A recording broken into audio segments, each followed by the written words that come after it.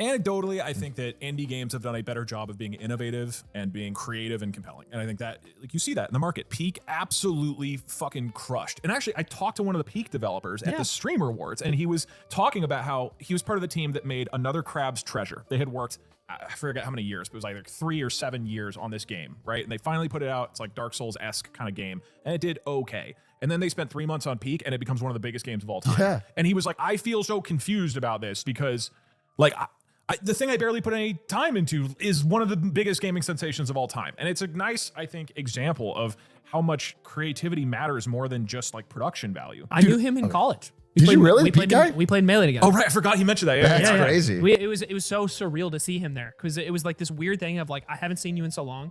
Why are you here?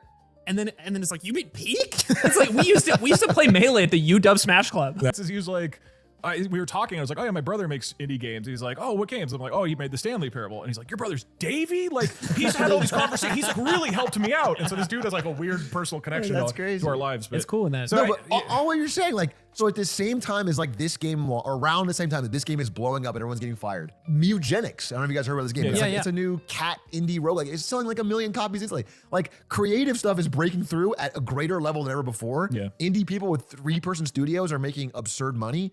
But like the AAA stuff that takes 8 years to make and is like behind on what consumers are wanting at the moment is like, it's getting destroyed. I feel like the value proposition or like the risk is just so much different than it used to be. I imagine there's a world now where indie devs have actually a more reasonable path to making and getting their games out there in a shorter period of time with relatively less cost than a AAA studio could, which were the primary vehicles for developing and publishing games maybe 10, 20 years ago. So like this old business model of how AAA studios address the market doesn't really make as much sense anymore. Yeah. It's just tougher competition. And then also the risk reward of taking that approach to publishing a game like doesn't make as much sense.